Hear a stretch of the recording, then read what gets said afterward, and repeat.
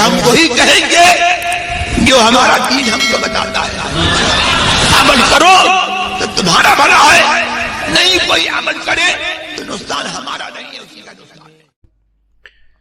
بسم اللہ الرحمن الرحیم. نحمده ونصلي ونسلم على رسوله الكريم. اما بعد فاعوذ باللہ من الشیطان الرجیم. بسم اللہ الرحمن الرحیم. وَلَهُنَّ مِثْلُ الَّذِي عَلَيْهِنَّ بِالْمَعْرُوفِ. وقال اللہ تعالی فی مقام آخر وعاشروهن بالمعروف. صدق اللہ العظیم. وبلغنا رسوله النبی الکریم ونحن على ذلك لمن الشاہدین والشاکرین والحمد للہ رب العالمین.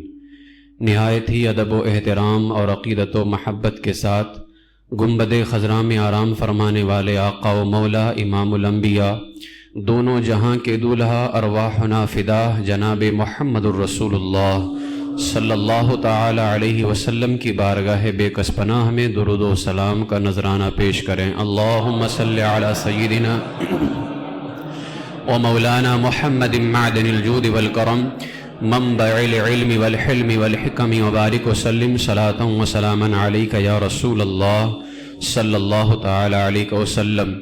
نبی اور آل نبی کی بارگاہ میں حصول برکت کے لیے ایک مرتبہ اور پڑھ لیں صلی اللہ علی النبی الامی وآلہ صلی اللہ علیہ وسلم صلاۃ و سلاما علیک یا رسول اللہ صلی اللہ تعالی علیہ وسلم. السلام علیکم ورحمۃ اللہ وبرکاتہ. قرآن مقدس میں خالق کائنات جل وعلا ارشاد فرماتا ہے وَلَهُنَّ مِثْلُ الَّذِي عَلَيْهِنَّ بِالْمَعْرُوفِ. عورتوں کے مردوں پر ایسے ہی حقوق ہیں جیسے مردوں کے حقوق عورتوں پر ہیں، اچھے سلوک کے ساتھ. کہ جس طرح کچھ حقوق مردوں کے عورتوں پر رکھے گئے ہیں، اسی طرح سے کچھ حقوق عورتوں کے مردوں پر بھی رکھے گئے ہیں. نہ مردوں کو دبایا گیا نہ عورتوں کو دبایا گیا، بلکہ اسلام نے دونوں کو بلندی پہ رکھا ہوا ہے.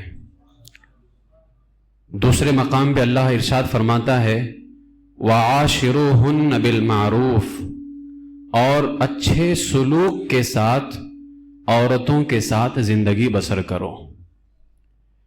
اسلام صرف چند عقیدوں اور فرائض کو ادا کرنے کا نام نہیں ہے، بلکہ اسلام انسان کو زندگی گزارنے کے سنہری اصول سکھاتا ہے، اور اسلام انسان کو اندھیرے سے نکال کر کے علم کی روشنی سے چمکاتا ہے. حقیقت تو یہ ہے کہ انسان کی زندگی کا کوئی گوشہ ایسا ہے ہی نہیں جہاں انسانوں کی اسلام رہنمائی نہ کرتا ہو. اسلام نے جہاں ایک دوسرے کے رائٹس ہمیں بتائے ہیں، ایک دوسرے کے حقوق کیا ہیں، وہیں اسلام نے معاشرے کے اندر جو عورتیں ظلم و ستم کی چکی میں پس رہی تھیں، ان کو ظلم و ستم سے نکال کر کے اسلام نے اتنی بلندی عطا فرمائی کہ ان عورتوں کو عزتوں کا تاج پہنا کر کے عورتوں کو حقیقی مقام عطا فرمایا ہے. یہ کسی اور مذہب کے اندر نہیں ہے، یہ صرف اور صرف اسلام مذہب کے اندر ہے.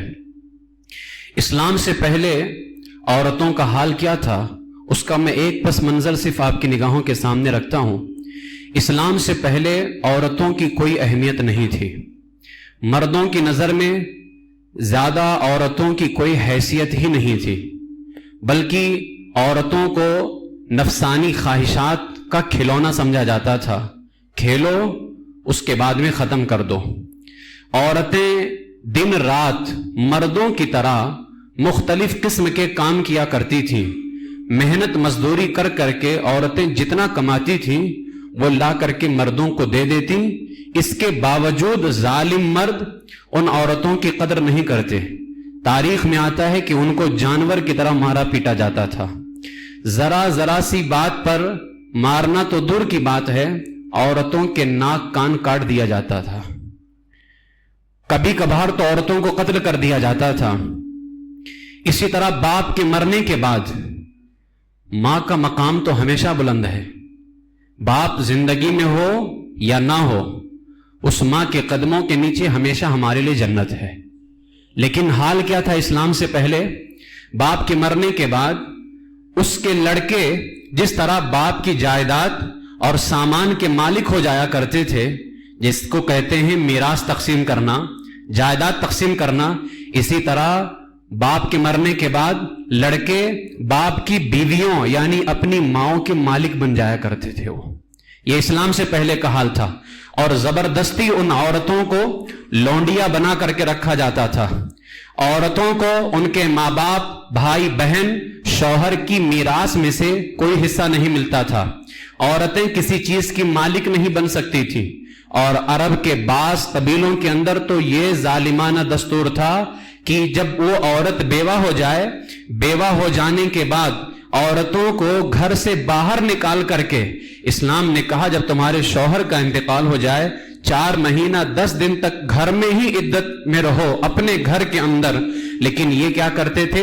عورتوں کو گھر سے باہر نکال کر ایک چھوٹے سے تاریک اندھیرے جھونپڑے میں 1 سال تک عورتوں کو قید رکھا جاتا تھا، 1 سال بند کر کے رکھا جاتا تھا، اور وہ جھونپڑے سے 1 سال تک باہر نہیں نکل سکتی تھی، حتیٰ کہ نہ غسل کر سکتی تھی، نہ کپڑے بدل سکتی تھی، صرف کھانا اور پانی جھونپڑے تک کے پہنچا دیا جاتا تھا۔ اب بتاؤ 1 سال تک نہ غسل کر سکتی ہے، نہ کپڑے بدل سکتی ہے، نہ وہاں سے نکل سکتی ہے۔ بہت سی عورتیں تو گھٹ گھٹ کر کے مر جایا کرتی تھی، لیکن جو عورتیں زندہ بچ جاتی 1 سال کے بعد جانتے ہو کیا ہوتا؟ 1 سال کے بعد ان کے دامن میں اونٹ کی مینگنیاں ڈال دی جاتی تھی۔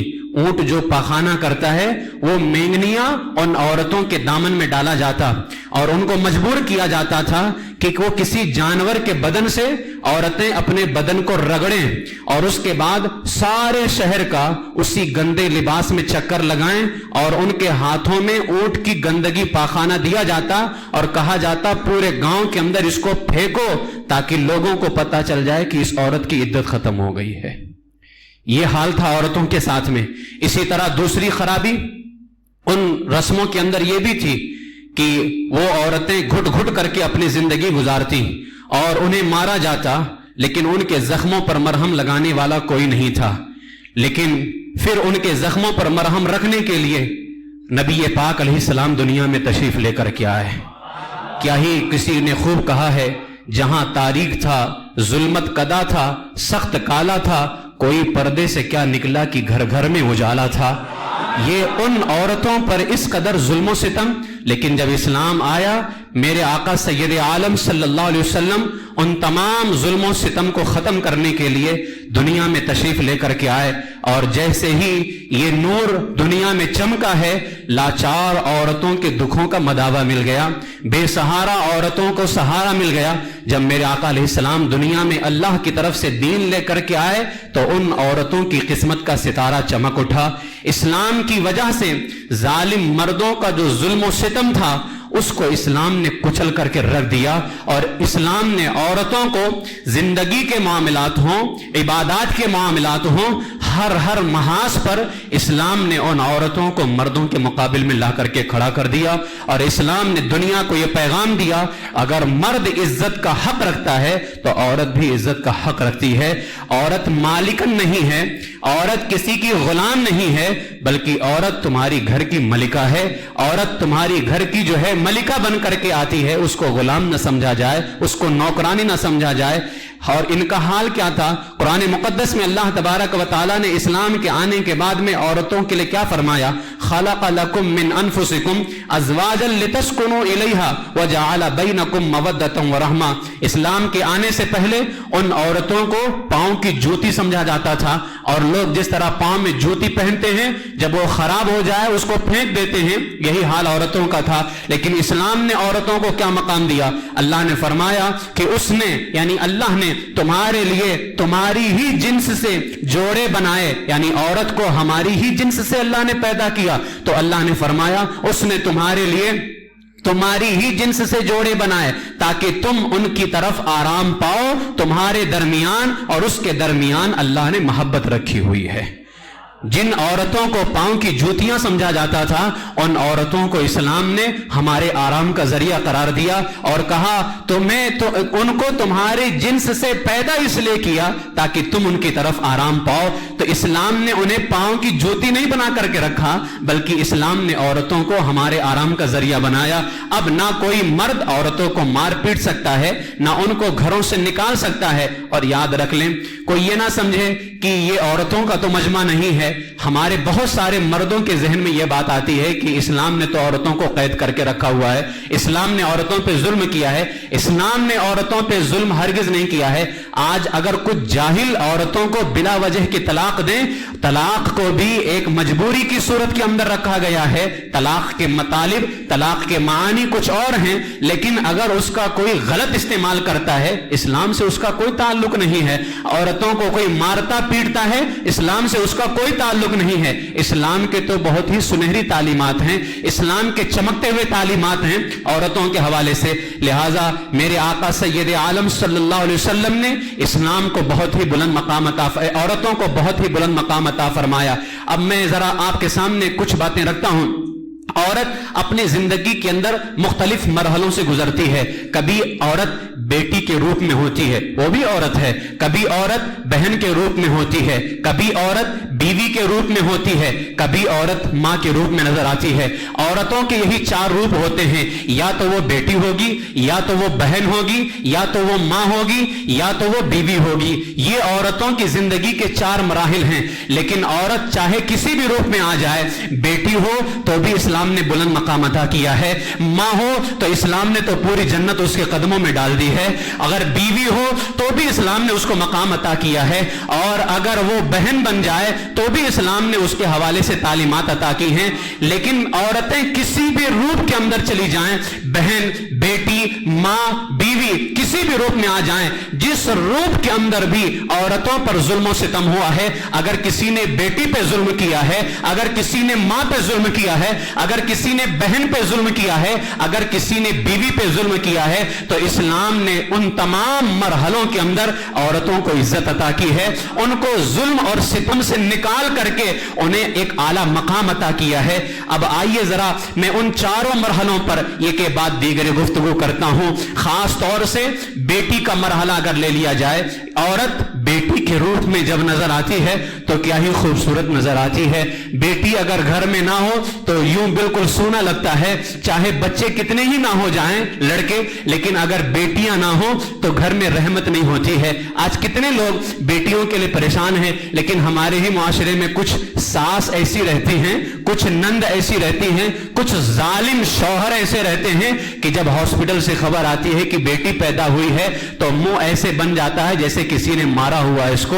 मैं तो कहता हूं उस वक्त उसे जहर पिला देना चाहिए। मेरे आका सैयद आलम सल्लल्लाहु अलैहि वसल्लम ने फरमाया, मैं बेटी से मोहब्बत करता हूं, तुम भी बेटी से मोहब्बत करो। तुझे हक किसने दिया कि बेटी के पैदा होने पे मुंह बनाए? अगर मुंह बनाता है तुझे मर जाना चाहिए, इसलिए कि बेटी के पैदा होने पर तो अल्लाह के महबूब ने मुस्कुरा करके बताया है, लिहाजा तुझे भी मुस्कुराना होगा।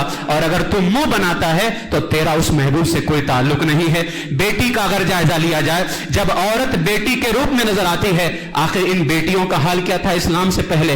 इन नन्ही कलियों को खिलने से पहले मसल दिया जाता था। अभी ये नन्ही नन्ही कलियां खिलती भी नहीं थी कि इनको मसल करके रख दिया जाता था। इस्लाम से पहले इनके साथ जानवरों से ज्यादा बदतर सलूक किया जाता था।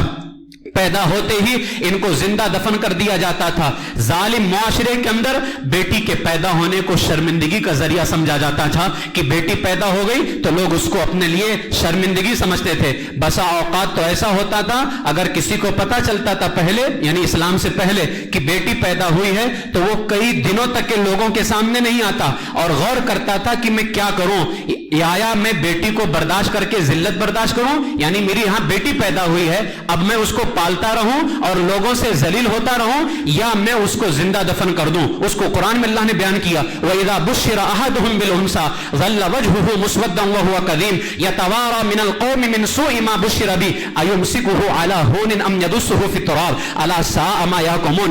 اللہ فرماتا ہے اور جب ان میں کسی کو بیٹی ہونے کی خوشخبری دی جاتی ہے تو دن بھر اس کا منہ کالا رہتا ہے اور وہ غصے سے بھرا ہوتا ہے.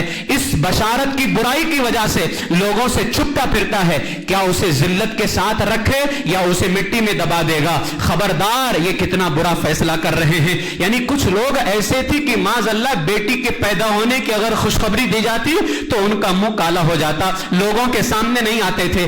لیکن اس ظالم دور میں کچھ ایسے لوگ بھی تھے جو عورتوں کے ساتھ رحم دلی کے ساتھ پیش آیا کرتے تھے. خود حضرت فاروق اعظم کے چچا کے بیٹے حضرت سعید رضی اللہ تعالیٰ صحابی رسول ہیں. حضرت سعید کے والد حضرت سعید کے والد زید کا حال یہ تھا, اسلام سے پہلے عورتوں پر جب ظلم و ستم ہوتے تھے تو اس میں اکے دکے کچھ لوگ عورتوں کے ساتھ بھلائی کرنے والے بھی تھے. حضرت فاروق اعظم کے چچا کے بیٹے حضرت سعید, ان کے والد زید کا حال ایسا تھا کہ جب ان کو پتا چلتا کہ کسی کے یہاں لڑکی پیدا ہوئی ہے اور وہ اس کو زندہ دفن کرنا چاہتا ہے تو زید دوڑ کر کے جاتے اور کہتے یہ بچی مجھے دے دو, اس بچی کی پرورش, اس کے سارے ایکسپنسز, اس کے سارے اخراجات میں اٹھاتا ہوں. تو گویا حضرت سعید کے والد زید جو ہے اس ننھی کلی کو مسل دینے سے پہلے ہی بچا لیتے تھے اور اس ننھی کلی کو آپ کھلا کر کے رکھ دیا کرتے تھے.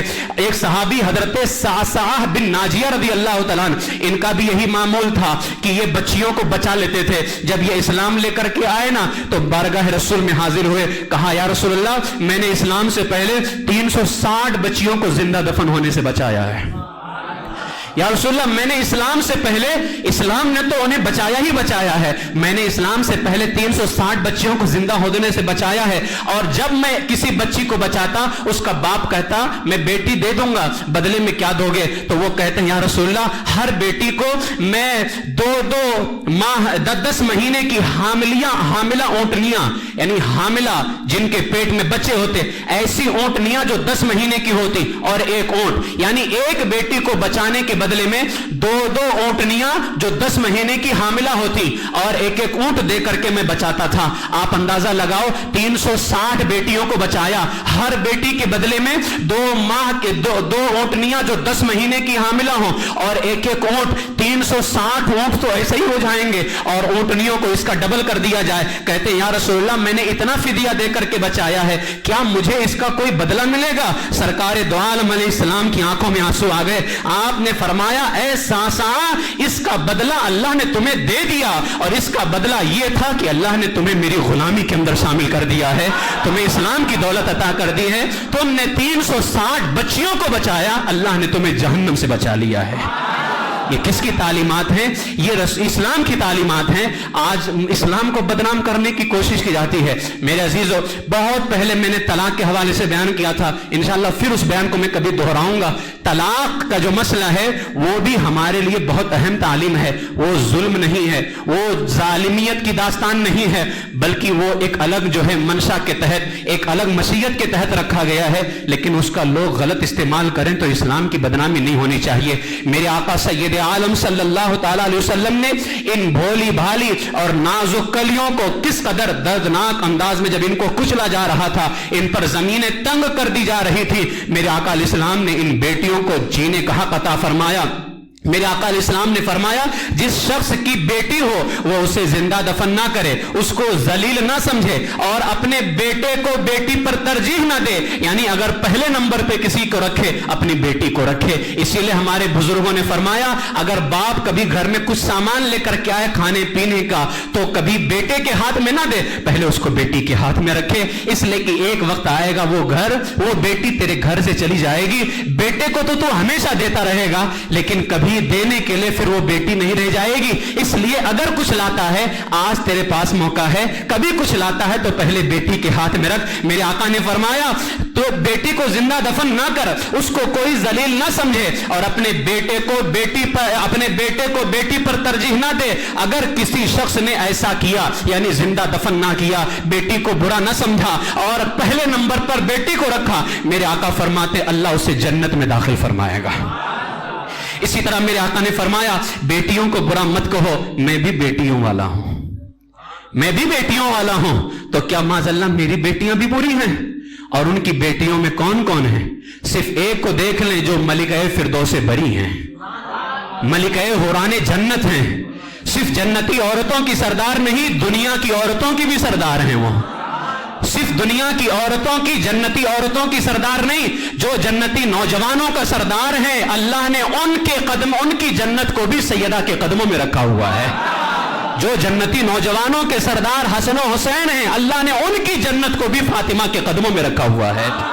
ये उसका मकाम है। तो मेरे आका ने फरमाया मेरी बेटियों को बुरा मत कहो, मैं भी बेटियों वाला हूं। बेशक बेटियां तो बहुत मोहब्बत करने वालियां होती हैं, बहुत ज्यादा। यही वजह है आज घर में जब बाप आता है ना, सबसे पहले बाप से लिपटने वाली बेटियां होती हैं, सबसे पहले लिपटने वाली बेटियां होती हैं। बेटा तो बाद में आता है, बेटा तो तलाश में रहता है कुछ आया कि नहीं आया। हकीकत है, ये हंसने की बात नहीं। ये बेटियों को समझना चाहिए कि तुम्हें क्या मकाम दिया गया है। सबसे पहले बाप से निपटने वाली, और बाप अगर किसी मुसीबत में आता है तो सबसे पहले उसका सहारा बनने वाली बेटी होती है, सबसे पहले। इसलिए मेरे आका ने सच फरमाया, जमीन और आसमान बदल सकते हैं, फरमाने मुस्तफा नहीं बदल सकता है। जब हुजूर ने कह दिया कि बेटियां सबसे ज्यादा मोहब्बत करने वालियां होती हैं, तो हकीकत है ये।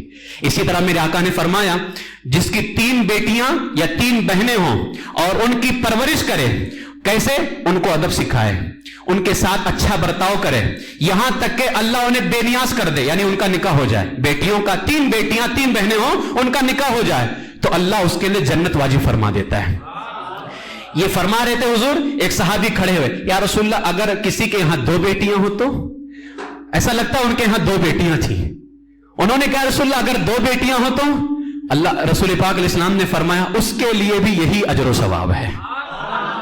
रावी बयान करते हैं कि अगर किसी ने पूछा होता या रसूलल्लाह एक बेटी हो तो रावी कहते हैं रसूलल्लाह उसके लिए भी यही बशारत अता फरमाते हैं।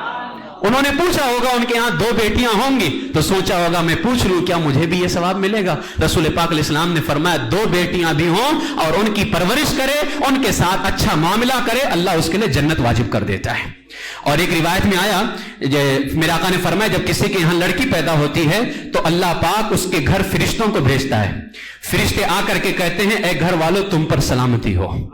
फिर फरिश्ते उस बच्ची को अपने परों के साए में ले लेते। ये बच्चों के पैदा होने पर नहीं होता है, बच्चियों के पैदा होने पे फरिश्ते उस बच्ची को अपने साए में ले लेते हैं और उस बच्ची के सर पर हाथ फेरते हुए कहते हैं ये एक कमजोर जान है, जो एक कमजोर जान से पैदा हुई है। जो बंदा इस कमजोर जान की परवरिश की जिम्मेदारी लेगा, कयामत के दिन अल्लाह की मदद उसके शामिल हाल होगी। एक कमजोर जान है, जो इसकी मदद करेगा कयामत के दिन अल्लाह उसकी मदद फरमाएगा। ये बेटियों को मकाम अता फरमाए। सिर्फ मेरे आका ने कह करके नहीं बेटियों को मकाम दिया, बल्कि कर करके उनका मकाम बताया है। खुद मेरे आका सैयद आलम सल्लल्लाहु अलैहि वसल्लम की लाडली शहजादी सैयदा फातिमा ज़हरा रज़ियल्लाहु तआला अन्हा जब भी कभी सैयदा पाक बारगाह रसूल में हाजिर होती, आप जानते हो ना हुजूर का मकाम क्या है, उनके बराबर तो कोई नहीं हो सकता। इमामुल अंबिया हैं, रसूलों के सरदार हैं, लेकिन जब सैयदा पाक बारगाह रसूल में हाजिर होती हुजूर खड़े हो जाते हैं। नबी की ताजीम में खड़े हो रहे हैं, किसी रसूल की ताजीम में खड़े हो रहे हैं, सैयदा पाक बेटी की ताजीम में। क्यों? क्या सैयदा पाक हुजूर से अफजल थी? हरगिज नहीं। लेकिन खड़े क्यों हुए? दुनिया को पैगाम दिया जिनको तुम कुचल रहे थे मैं उनके लिए खड़ा हो रहा हूं, जिनको तुम जिंदा दफन कर रहे थे नबियों का इमाम उसके लिए खड़ा हो रहा है। सैयदा पाक आती, मेरे आका खड़े हो जाते, सिर्फ खड़े नहीं होते, सैयदा पाक का हाथ लेकर के बोसा देते थे, चूमते थे। आज भी आप देख लें, पीर साहब का हाथ क्यों चूमा जाता है? पीर साहब इसलिए चूमा जाता है, पीर साहब नहीं होते नहीं चूमा जाता। इमाम का हाथ क्यों चूमा जाता है? आलिम है, मुफ्ती है, कारी है تو ہاتھ چوما جا. اگر عالم قاری حافظ نہ ہو تو ہاتھ چوما جائے گا؟ ہرگز نہیں چوما جائے گا. لیکن قربان جائیں اس عورت پر، اس ماں پہ، دیہات کی رہنے والی ہو، جھونپڑے میں رہنے والی ہو، پیر نہیں ہے تو کیا ہوا، عالمہ نہیں ہے، مفتیہ نہیں ہے تو کیا ہوا، پھر بھی اسلام کہتا اس کے ہاتھ چومو. یہ بھی اسلام کہتا اس کے ہاتھ چومو. ہمارے ہاتھ تو تب چومے جائیں جب ہم عالم رہیں، لیکن اس ماں کے ہاتھ اس وقت بھی چومے جائیں گے جب اس کے ہاتھ میں چھرے پڑ جائیں، جب اس کے ہاتھ کانپنے لگ جائیں تب بھی اس کے ہاتھ چومے جائیں. چاہے اس کے ہاتھ گندگی کے اندر کیوں نہ ہو، جھونپڑے میں رہنے والی کیوں نہ ہو، پھر بھی اس کے ہاتھ چومے جائیں گے. یہ مقام کس نے دیا ہے؟ اسلام نے دیا ہے. یہ مقام کس نے دیا؟ اللہ نے رسول اللہ کے طفیل میں عطا فرمایا ہے. میرے آقا علیہ الصلوۃ والسلام کھڑے ہو جاتے، ہاتھ چومتے، اور جہاں حضور بیٹھے ہوتے اس سے ہٹ کر کے سیدہ پاک کو بٹھایا کرتے تھے، ہٹ کر کے وہاں بٹھاتے. اسی طرح جب میرے آقا علیہ السلام سیدہ پاک کے یہاں تشریف لے جاتے، سیدہ پاک کھڑی ہو جاتی، حضور علیہ السلام کا مبارک ہاتھ اپنے ہاتھ میں لے کر کے چومتی، اور سیدہ پاک ان کو اپنی جگہ پر بٹھایا کرتی تھی. باپ بیٹی کا احترام کر رہا ہے، بیٹی باپ کا احترام کر رہی ہے. یہ کیوں؟ تاکہ دنیا کو پیغام ملے. اگر کسی کے یہاں بیٹی پیدا ہوئی ہے تو باپ خوش ہو جائے کہ بیٹی آئی ہے، اور وہ بیٹی بھی خوش ہو جائے کہ اللہ نے مجھے رحمت بنا کر کے اس کے لیے بھیجا ہے. وہ بیٹی بھی خوش ہو جائے، باپ بھی خوش ہو جائے، بیٹی بھی خوش ہو جائے. یہ اسلام، میرے آقا علیہ السلام نے صرف کہہ کر کے نہیں بتایا ہے، کر کر کے بھی ان بیٹیوں کو مقام عطا کیا ہے. اب مجھے بتاؤ، کیا ان بیٹیوں کا اب اتنا بھی حق نہیں بنتا ہے کہ شادی بیاہ کے موقع پر لباس اچھا پہنے؟ جس نبی نے انہیں کچلنے سے بچایا ہے، زندہ دفن ہونے سے بچایا ہے، کیا اب بھی وہ بیٹیاں اس نبی کی تعلیم پر عمل نہیں کرنا چاہتی ہیں؟ اگر تمہارے اندر ذرہ برابر بھی اس رسول پاک کا خیال ہو جس نے تمہیں زندہ ہونے سے، دفن ہونے سے بچایا ہے، جس نے تمہیں کچلنے سے بچایا ہے، اگر ذرہ برابر بھی آپ کے اندر احسان ہوگا تو میرا یقین کہتا ہے کہ کوئی بھی معاملہ آ جائے تم ہمیشہ یہی فکر کرو گی کہ جس نبی نے مجھے زندہ ہونے سے بچایا ہے میں اس نبی کی تعلیم پر عمل کروں. اسی لیے اعلیٰ فرماتے ہیں جو نہ بھولا ہم غریبوں کو رضا، یاد اس کی اپنی عادت کیجیے. وہ تو ہمیں اتنا یاد فرما رہے ہیں. یہ بیٹی کا ایک روپ ہے. بیٹی کا ایک دوسرا روپ ہے ماں. اب یہ بیٹی کی 4 روپ پر گفتگو کرنے میں وقت تو کافی زیادہ ہو جائے گا. بیٹی کا ایک آخری روپ میں ماں پیش کر کے اپنی گفتگو کو ختم کر دیتا ہوں. ماں کا روپ کیسا ہے؟ یہ ماں کا روپ اسلام کے اندر ایک عظیم ہستی ہے. اس کے وجود سے برکت ہے، اس کے وجود سے رحمت ہے. ماں رہے تو گھر کی زینت ہے، ماں نہ رہے تو ساری دنیا کا سکون ختم ہو جاتا ہے. صرف گھر کا سکون نہیں، ماں موجود ہے تو گھر کا سکون باقی ہے. اور فرمایا جس نے ماں کو پیار سے دیکھا اللہ اس کو مقبول حج کا ثواب عطا فرماتا ہے. ماں کی خدمت کو رسول پاک علیہ السلام نے اللہ کی رضا کا سبب بتایا ہے. ماں نہ ہو تو گھر کا چمن بھی اجڑا ہوا چمن لگتا ہے. ماں نہ ہو تو کسی باغ میں بھی چلے جاؤ تو اجڑا ہوا لگتا ہے. اس لیے کہ حقیقی باغ تو ماں ہوا کرتی ہے، حقیقی چمنستان تو ماں ہوتی ہے. ماں نہ ہو تو سب کچھ برباد ہے. سوائے آدم کے سارے نبیوں نے ماں سے ہی جنم لیا ہے. سوائے آدم علیہ السلام کی سارے نبیوں نے ماں سے ہی جنم لیا ہے. یہ ماں کی گود ہے جس سے آدم علیہ السلام کے سوا سارے نبی پیدا ہوئے، سارے صحابہ پیدا ہوئے، بڑے بڑے غوث، قطب، ابدال، خواجہ، سلطان، سب کے سب اسی ماں کی گود سے جنم لیتے ہیں. اور اللہ نے سب کے اوپر ماں کی فرما برداری کو رکھا ہوا ہے. انبیاء کرام، رسولان اعظام، ان کا تو ایک مقام ہی الگ ہے کہ ان کی فرما برداری سارے انسانوں پر لازم ہے. لیکن احترام ماں باپ کا اللہ رب العزت نے وقت آنے پر انبیاء کرام، رسولان اعظام، صحابہ کرام، اہل بیت اطہار، غوث، قطب، ابدال، خود حضرت موسیٰ علیہ نبینا علیہ الصلوۃ والسلام اپنی ماں کی کس قدر تعظیم کیا کرتے تھے، ماں کا احترام کیا کرتے تھے. جلیل القدر پیغمبر ہونے کے باوجود بھی ماں سے دعاؤں کے لیے کہا کرتے تھے وہ، جبکہ خود جن کا حال ایسا ہے کہ اگر دعا کر دیں تو اللہ کی بارگاہ میں قبول ہو جائے. وہ یہ ماں کا روپ ہے. الغرض ماں ایک عظیم انسان ہے. ماں راضی ہو تو رب راضی ہوتا ہے، ماں ناراض ہو جائے تو رب ناراض ہوتا ہے. میرے آقا علیہ السلام کی بارگاہ میں ایک شخص آئے، کہا یا رسول اللہ میں اگر کسی کے ساتھ اچھا معاملہ کرنا چاہوں تو سب سے زیادہ حق کون رکھتا ہے؟ میرے آقا نے فرمایا تیری ماں رکھتی ہے. پھر کہا یا رسول اللہ ماں کے بعد کون ہے؟ پھر کہا تیری ماں رکھتی ہے. پھر کہا یا رسول اللہ اب میں کس کے ساتھ اچھا سلوک کروں؟ پھر کہا تیری ماں رکھتی ہے. 3 مرتبہ حضور نے ماں کا نام لیا. اس کے بعد جب انہوں نے پوچھا یا رسول اللہ اب کون حق رکھتا ہے؟ تو فرمایا تیرا باپ رکھتا ہے.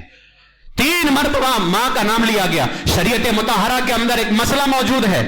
اگر تم نفل نماز پڑھ رہے ہو، ماں بلائے، ماں باپ نہیں صرف ماں اگر بلائے اور ماں کو پتا نہ ہو کہ بیٹا نفل نماز پڑھ رہا ہے، ماں نے آواز دے دی کہ بیٹا آ جا، تو حدیث جو ہے علماء نے بیان فرمایا، فقہ کا مسئلہ ہے، وہ بیٹا نماز توڑ کر کے ماں کی بارگاہ میں حاضر ہو جائے.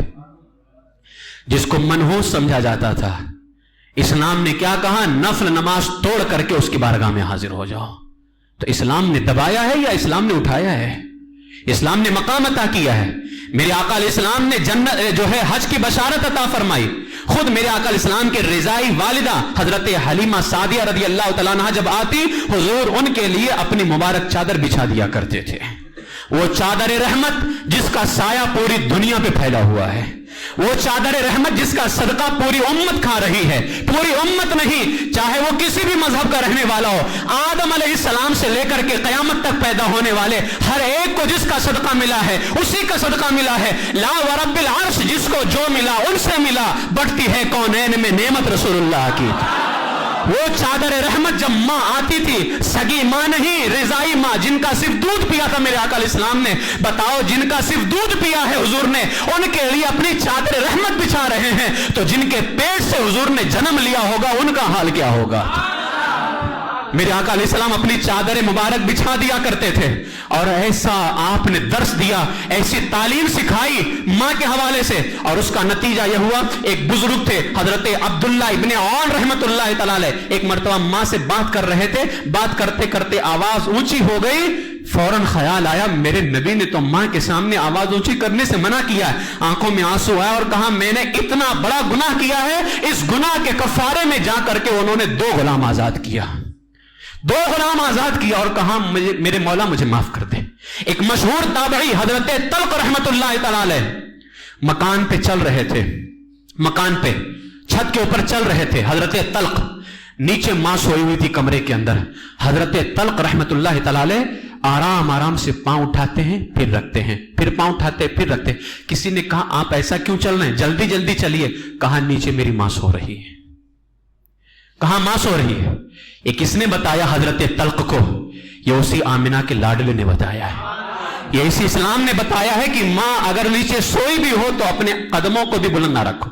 حضرت بایزید کو کس نے سکھایا؟ بایزید کون ہے؟ اپنے زمانے کے جلیل القدر بزرگ. اللہ کے خوف سے روئیں تو خون کے آنسو روتے ہیں وہ. حضرت بایزید بستامی فرماتے سردیوں کی رات ہے، میری والدہ نے پانی مانگا، میں گلاس بھر کر کے لے کر کے آیا. ماں کو نیند آ گئی تھی، میں نے جگانا مناسب نہ سمجھا، وہ پانی کا گلاس لے کر کے میں ماں کے قریب کھڑا رہا. جب بیدار ہو تو میں پانی پیش کروں گا، میں بیدار نہیں کر سکتا. کھڑے کھڑے کافی دیر ہو گئی اور اس گلاس سے کچھ پانی بہ کر کے ان کی انگلی پر گرا اور وہ برف بن گیا. فرماتے ہیں جب میری ماں بیدار ہوئی میں نے وہ پانی پیش کیا. برف کی وجہ سے چپکی ہوئی انگلی جیسے ہی میں نے گلاس دیا، وہ پانی کے گلاس سے کیا جدا ہوتی کہ میری کھال ادھڑ گئی، وہاں سے کھال ادھڑ گئی، خون بہنے لگا. ماں نے دیکھ کر فرمایا یہ کیا ہوا؟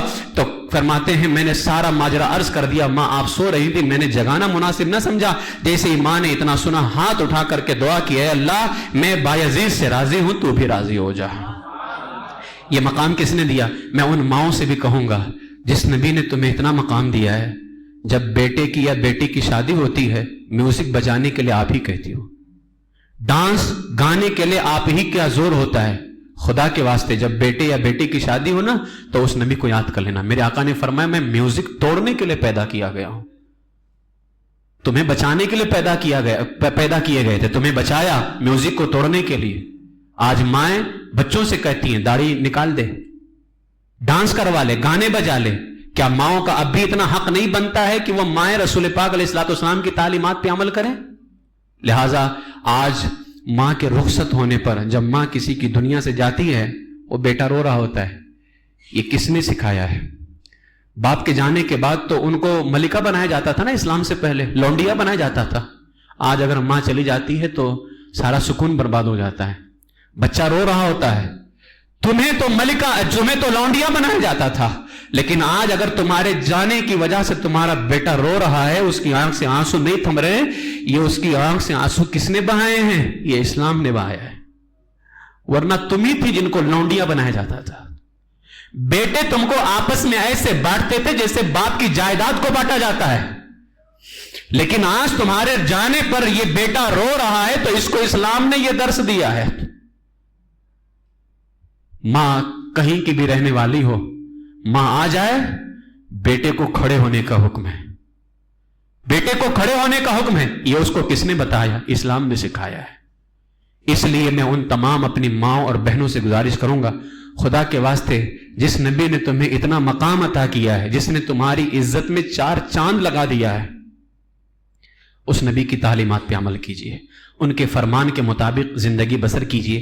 یہ عورتوں کے 2 روپ تھے، ایک بیٹی کا روپ، ایک ماں کا روپ، لیکن یہ عورتوں کا جو روپ ہے، بیٹی ہو، ماں ہو، بہن ہو، بیوی ہو، یہ ایسا روپ ہے کہ زندگی بھر گفتگو کیا جائے تو بھی ان کو جو مقام رسول اللہ نے عطا کیا ہے ہم وہ مکمل بیان نہیں کر سکتے اس کو۔ 2 روپ اور باقی ہیں، ایک بہن کا، ایک بیوی کا۔ انشاءاللہ تبارک و تعالیٰ پھر کبھی اور اس پر میں گفتگو کروں گا۔ اللہ تبارک و تعالیٰ کی بارگاہ میں دعا ہے کہ پروردگار عالم ہم سب کو اسلام پر عمل کی توفیق عطا فرمائے، اور ہماری ان ماؤں، بہنوں، بیٹیوں اور بیویوں کو اللہ تبارک و تعالیٰ عزت کے ساتھ زندگی نصیب فرمائے، اور اللہ تبارک و تعالیٰ ظالموں کے ظلم سے، شریروں کے شر سے اللہ تعالیٰ ان کی حفاظت فرمائے، اور اسلام اور مسلمانوں کی اللہ حفاظت فرمائے۔ مذہب حق اہل سنت و جماعت مسلک اعلیٰ حضرت پر اللہ زندگی نصیب فرمائے، اسی سچے مسلک پر اللہ تعالیٰ ہمارا خاتمہ فرمائے۔